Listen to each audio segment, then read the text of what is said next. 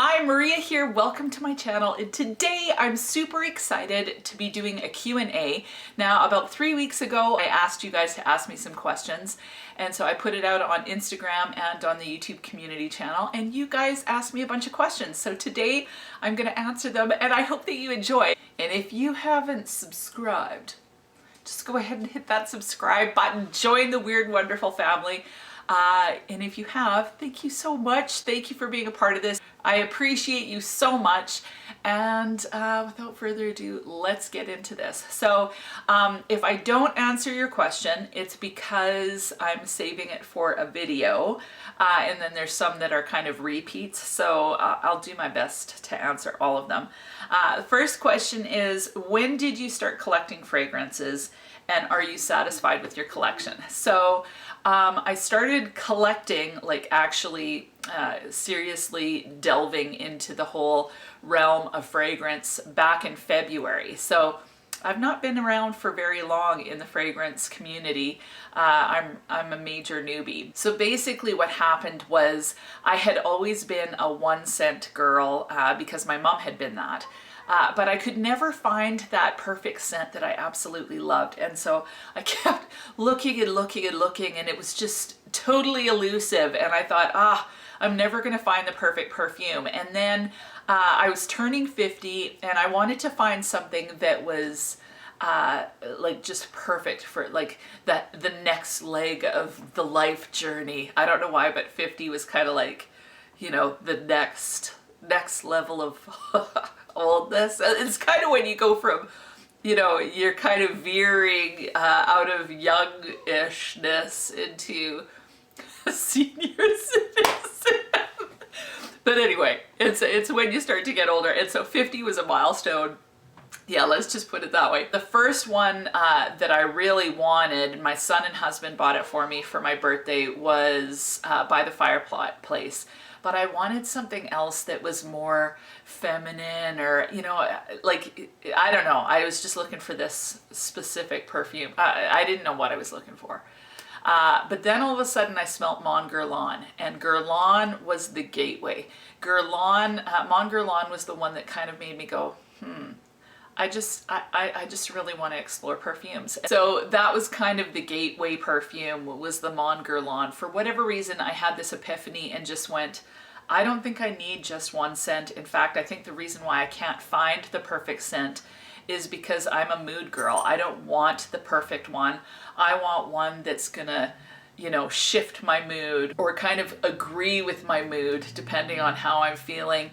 You know, whether it's dramatic or whether it's feminine or whatever. I want a scent to be like a soundtrack. That's kind of what it is for me. So that began the journey, the deep dive into designer so far. Not doing too much of the whole niche yet. The other question is, are you satisfied with your collection? Yes, I am satisfied with my collection.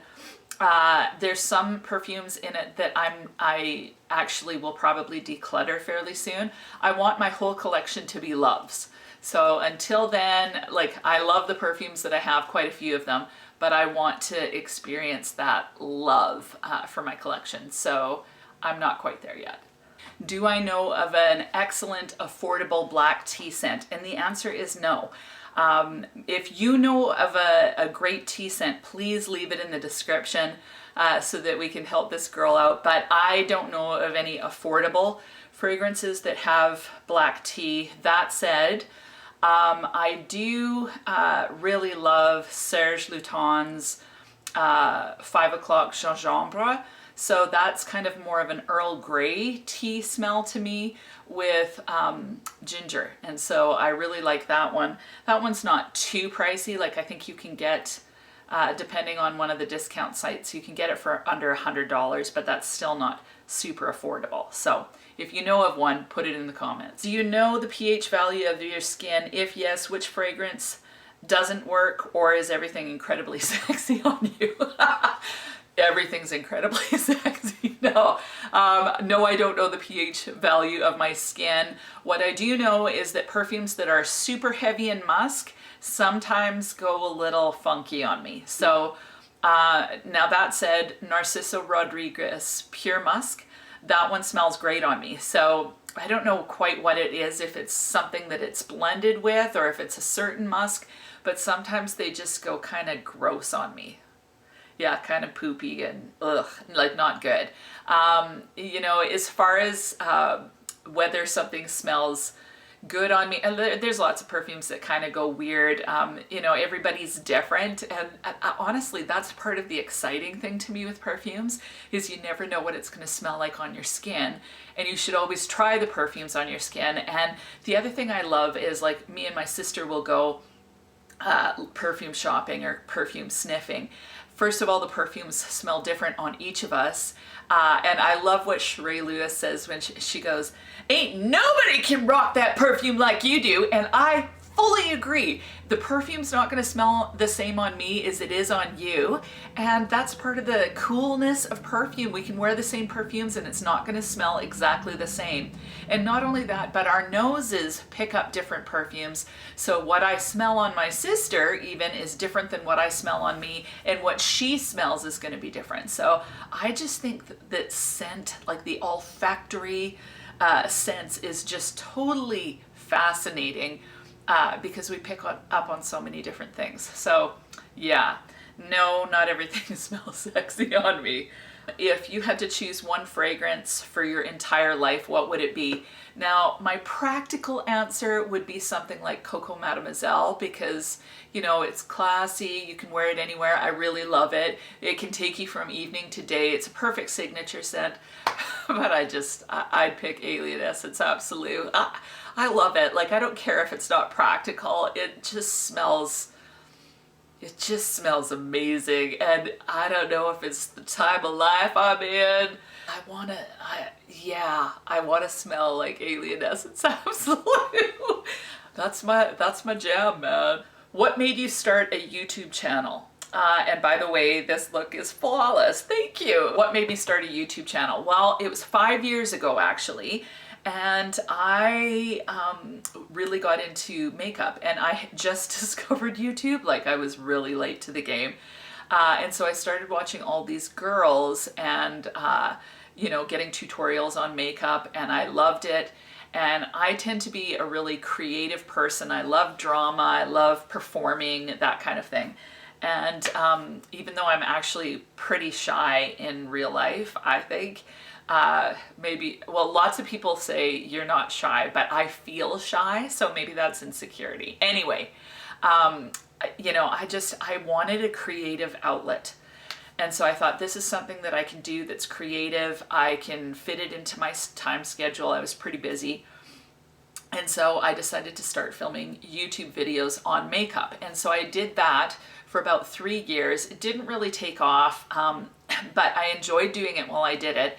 And then we moved into this house, and I wanted to start doing decorating and different stuff like that. That kind of took my interest. Plus, makeup wise, I felt like I had taken it as far as I could. So I just thought, I'm just gonna leave it for now. I just didn't have the passion for it.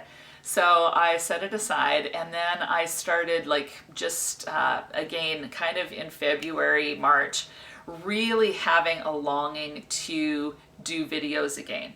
I was just really missing that audience interaction and just, I don't know, putting myself out there in a creative way. I really enjoy that. So it was really something I felt a lack in, and so I decided to pick it back up, and I'm really glad I did. And because I was feeling passionate about the fragrances, I decided to give that a go, and I've really enjoyed it. And I love the fragrance community. They are so kind and inclusive, and I just love the community. So I'm so glad that somehow I ended up in the fragrance community and am doing YouTube videos of this nature now.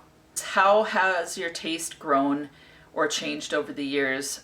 What notes do you want to explore that aren't easy loves for you at the moment?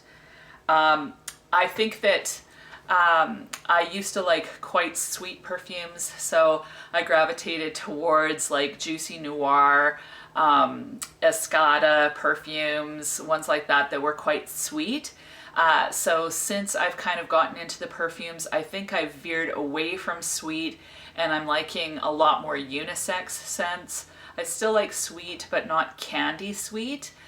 So I would say as my nose develops and grows, I'm definitely kind of morphing as far as what I like. What notes are a challenge to me? The one perfume that I find extremely challenging but intriguing and want to continue to kind of explore is Black Orchid by Tom Ford. It smells, there's a smell in it that makes me kind of go, ugh. But at the same time, I kind of want to keep on smelling it. I've smelt it on a card, but I've never smelt it on my skin. So my next step is I want to smell it on my skin. It's something that I keep being drawn to. I find it alluring in a very unpleasant way. Like part of me feels repulsed by it, part of me is intrigued. I think it's because it reminds me of death. I'm not sure. I know that sounds weird, but it's just, it's this weird thing. Or you know when you smell something you don't really like something stinky, but you keep on wanting to smell it? Kind of, it's like that, but it is also alluring and dramatic and beautiful in a very dark way. So yeah, hope that answers the question. So what fragrances will you always have a soft spot for, but don't actually want to wear? I would say Calandra by Paco Rabanne. I definitely have a soft spot for because it's a perfume that my mom wore. And there's another question in here talking about what vintage scents do you like. I don't know if that's considered vintage, but definitely that one I have a total soft spot for because it reminds me of my mom. I think she wore it for quite a long time. At the time it was a high-end perfume, and yeah, I just for whatever reason just have real sweet memories with that perfume and her. So yeah, Calandra by Paco Rabanne. I like it, but I would never wear it. So the next question is, you have such a joyful personality, what is your occupation? So I am an associate director of a not-for-profit organization. It's actually a ministry. And basically what we do is we pray for the region that we live in. So we'll pray for like students going back to school. We pray for the healthcare workers, first responders. We pray for businesses. You know, we just want to pray that God's best would occur. And so, you know, just even thinking about when COVID's going on, you know, people have had so much fear and have been like, you know, a lot of worry, a lot of fear, a lot of financial difficulty, you know, so many things like that. So I believe that prayer works. And so I love being a part of something where I feel like I'm contributing by praying for people and circumstances and all of that. So I hope that makes sense. It's kind of a weird occupation, but I love it. And if you ever have a prayer request, like seriously, if you have a prayer request and you want prayer and you don't know who you could get to pray for you, please DM me and I will pray for you. I will pray with you even if you'd like. So yeah, that's what I do. It's weird. It's wonderful. The next question is, are there any scents marketed towards men that you would wear? And I don't have any in my collection right now, but what I do really like, recently I smelt, and in case you see something fuzzy up here, it's my pup. She's sitting on my knee. Hello, pup. But anyway, the perfume that I have smelt recently that I really like is Paco Rabanne Million Privé.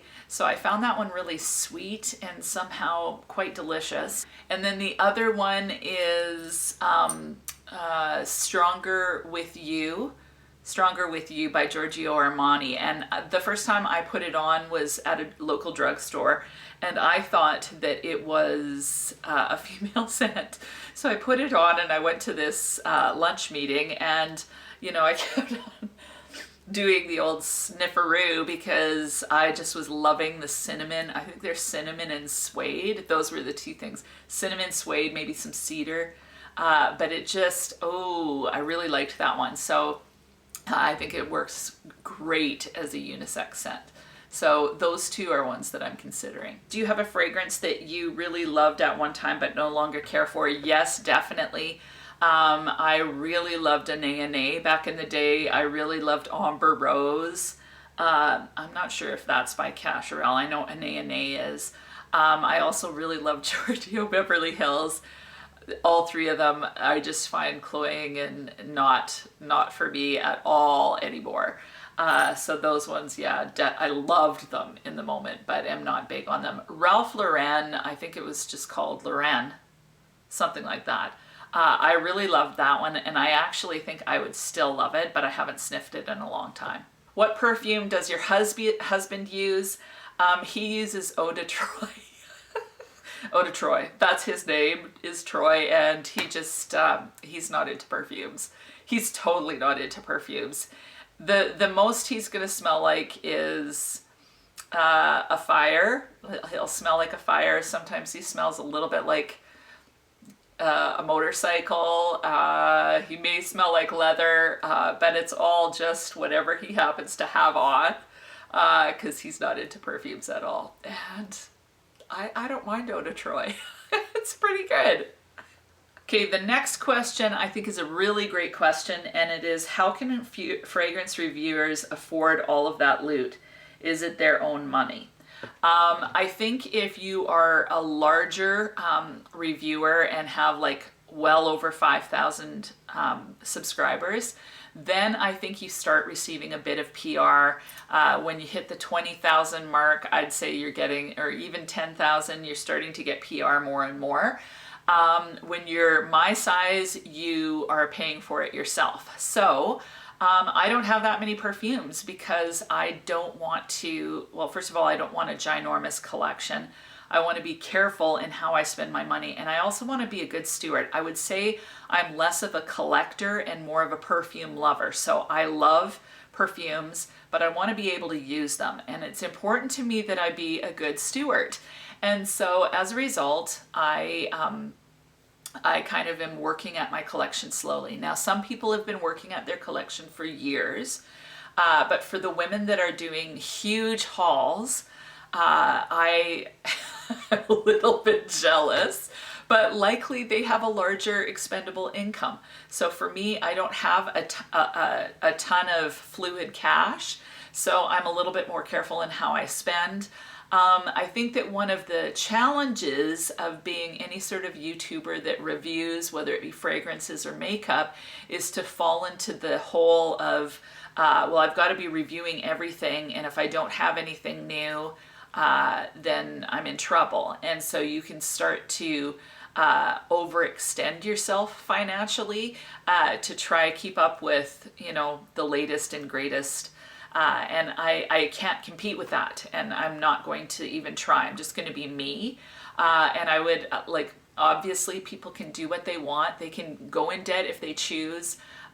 You know, that's their business. But I would hope that people are not putting themselves into a place of stress just to be hauling stuff. So that's my thought on it. But like I said, maybe some of these women have larger incomes for whatever reason, and so if that's the case, I'm really happy for them. Really happy for them.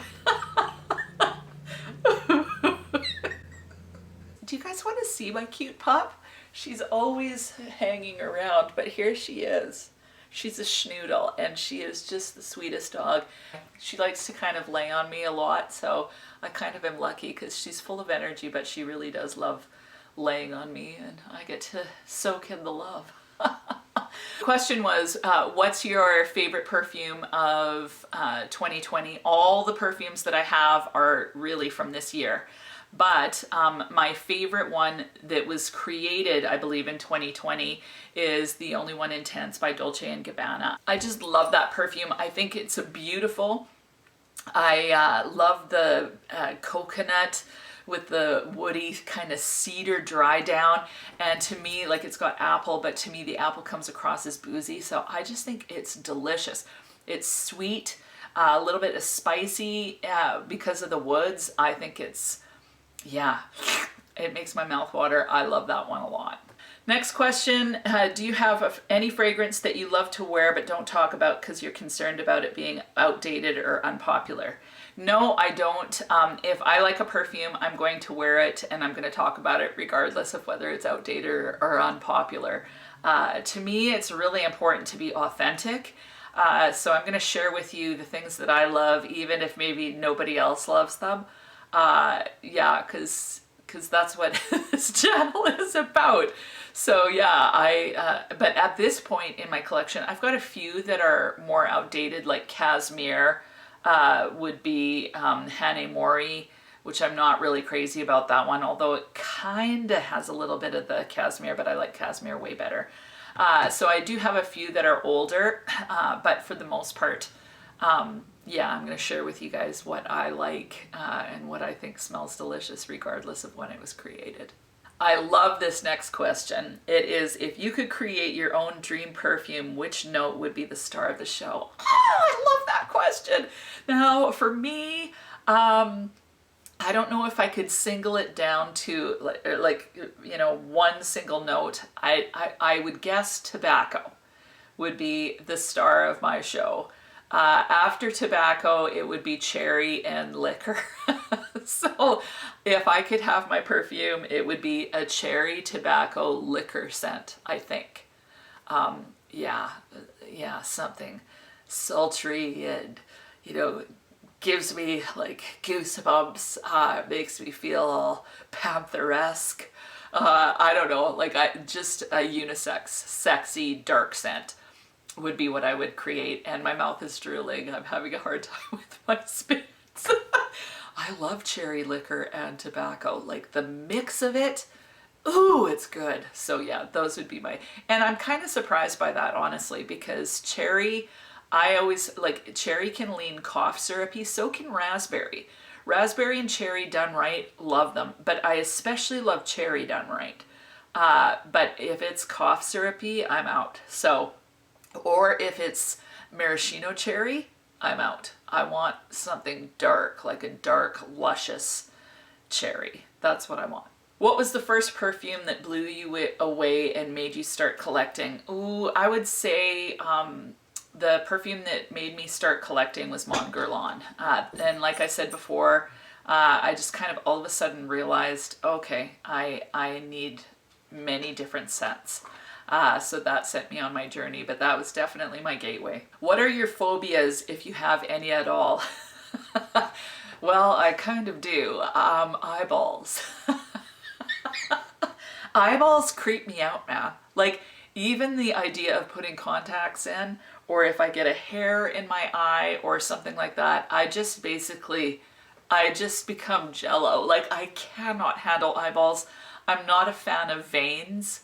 So veins kind of creep me out, and I can watch like all sorts of different kinds of surgeries. Like, you know how on the Discovery Channel or whatever, you can see surgeries happen, documentaries, that kind of stuff. So I don't mind stuff like that unless it involves eyeballs, and then I am a goner. Like, I just go weak. So not a fan of eyeballs. I hate even talking about eyeballs. And if someone has really big eyeballs and they're talking and they're kind of like, even that will make me feel a little bit weak.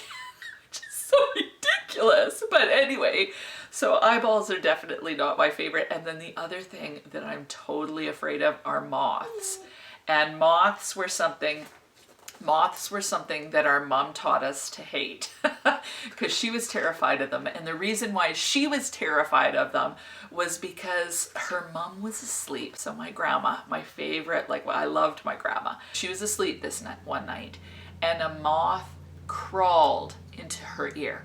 Like, it crawled in there, and so she could feel it in there and she couldn't get it out. It got stuck, and so then they poured olive oil into her ear, and so that kind of half killed the moth, and so then it was kind of like that inside her ear. Just so gross. So the fear of having a moth in our ears has put our whole family to absolute terror if there's a moth in the house. I have not passed that fear on to my son. I've tried very careful not to pass it on, and I think I've succeeded. The next question is, what has been your greatest challenge and what did you do to overcome it? I love that question. I would say probably, well, there's been a lot of challenges that have come up in my lifetime. Just had a lot of things to deal with in life, as we all have. Probably the thing that was the most difficult was I had endometriosis. Well, this is the one that comes to mind off the top of my head. I had endometriosis. I had it really bad, and so within about 6 months of being married, I was told that if I didn't have children within about 6 months, I would not be having children. And so my husband and I, just due to things that we had seen other people that had gone through issues, we didn't want to put the pressure on our marriage of trying to get pregnant. And I also didn't want to go down the route of fertility treatments and all of that because I had seen the amount of stress that had put on others. And I just chose not to do that. For me, it just, like both of us, we were just kind of not into it. So, fast forward, the endometriosis just continued to get worse until basically I was in pain 24/7 for years. Like I really, every day I was in pain. I don't remember a time that I wasn't in pain. And then finally it came to the place where I had to make the decision to have a hysterectomy. But in doing that, I was for sure never going to have a child. And so in the back of my head, I'd always thought that I would get pregnant. And so just back there, just in the periphery, I didn't let it bother me. I didn't let it steal my joy. But when the decision had to come to make, hysterectomy, then that was the end of me giving, being able to give birth. And so that was a huge obstacle. That was a huge one to have to deal with, and I didn't realize how much I wanted it. And so I laid it down and for years never even thought of it, and then I was given the opportunity to be a mom, and it was the best thing in the world, and it is still the best thing in the world. So I hate it when I get all emotional. It's so embarrassing. I'm either up or down, like there's no in between, but I would have to say that what I've learned is that we can have, and if you hear noise, it's my dog, but if we can have obstacles in our lives, but sometimes the obstacles will lead to the greatest blessings. And my greatest challenge of not being able to give birth naturally led to the most amazing blessing of having my son. So yeah, it was worth it to me. And also I just feel like our obstacles make us stronger. Yeah, that's my weeping moment. The next question is, what perfume would you buy at retail price? That's a tough one for me because honestly, if I can't get it for a deal, I'm not going to get it. Like honestly, it's got to go on sale. That said, well, if it comes to me delving into the niche, obviously, I would potentially buy something that is full price if I totally love it. But I haven't found anything like that yet that I would want to pay full price for. So I'm always going to hunt for the deal. And even my By the Fireplace, I waited until there was a Sephora sale. I'm always looking for the sales, even at a full retailer place, because I hate paying full price. I'm kind of a frugal girl. So yeah. There's no perfumes that I would pay full price for at the current moment. Okay, next question is, what does my family think of my perfume collection? I think they think I'm a little bit nuts. That said, my sister really likes it because she can come over and just take out a perfume whenever she wants. I kind of treat it like a perfume library, and I'm really happy to be able to do that. So yeah, she likes it. Do you have any hobbies other than perfumes? Yes. Makeup would definitely be one. I love like you know, music, drama, that kind of thing. But honestly, right now, I love home decor. I love decorating. I love refinishing old furniture and making something beautiful out of it. So definitely the furniture finishing is something that it's kind of hard work, but I really enjoy the outcome. So that would definitely be a hobby right now. What's on my perfume wish list? I would say that right now, Noir Parfum by Tom Ford, definitely. Parfums de Marly, Delina, and Amouage Sunshine Woman. Those are my three next ones that I've got my eye on. Ideal perfume collection size, that's a good question. If I was not doing YouTube, I'd say 20 would be my max. As a YouTuber, I would push it to 50, but I wouldn't push it to more than that simply because, again, I wouldn't consider myself a collector, but rather a lover. And I'm really big on stewardship and wanting to use the perfumes that I have. And so if I can't use them, if I get so many that I can't use them, then I want to declutter. So I know lots of people have ginormous collections, and although I admire them, I don't have room for them. And I also, I would never be able to get through them all. So at least that's where I'm at right now. So I don't have 50 perfumes yet. I've got a bunch of minis, but I'm far from 50 yet in my collection. So 50 is where I'm headed. So we'll see when I get there. Maybe I'll want more, but probably not.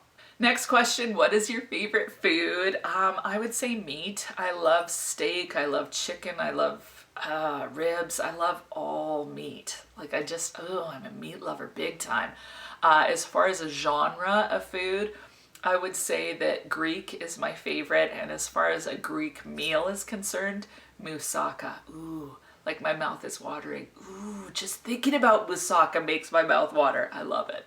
Next question is, what were the first fragrances you remember owning, and what age were you? I was 5 and I got this Avon brooch, and it was a white bunny rabbit with these ears that kind of came up like this, had kind of pink accents, and the legs were attached in a way that they could swivel, and the bunny was on roller skates. And so I just thought it was the coolest thing. And you could open up its belly, which was kind of oval shaped. You could open it up and there was a solid perfume in there. And I still have it, but I'm not sure where it was or where it is since I moved. I think it's in my keepsake box. But anyway, that was my favorite perfume. I loved that little thing. The perfume, I think, was just a sweet kind of vanilla smell, although I really want to find it so I can find out what it smells like. Because I kind of think it didn't really go bad. It still smells sweet. So anyway, that's the first perfume I had, and I treasured that thing, obviously enough that I still have it somewhere. Next question, what are my favorite layering combination? The one that I'll share with you, I'm going to make a video out of that one, but the one that I'll share with you is anything cherry and the Only One Intense mixed together. So I've got a cherry Bath and Body Works scent. It's kind of one of their fall scents. Love that lotion with the Only One Intense. I also have a dupe for Tom Ford's Lost Cherry. Love that with the Only One Intense. So cherry and the Only One Intense. Oh, love it. Now the last one is best blind buys of my collection. And I would have to say, like, the first blind buy I did was for Alien Eau Sublime and for Sophia by Sofia Vergara. And those were two major successes. The next blind buy I did was Shaghaf Oud and Intense Cafe, and those two also were major successes. And then, yeah, I think that's about it. I really try not to blind buy because it can be a bit of a disaster. But those are the ones that were the best. Like, basically, they were all, well, they were all love at first sniffs, and I was so excited about them. That is it. Those are the questions that you asked me. I hope that you enjoyed. It was kind of a way to get to know me a little bit. We laughed, we cried. At least I laughed and cried. And that's it. So hopefully you enjoyed. Thank you so much for watching, and have an amazing week. We'll talk to you soon.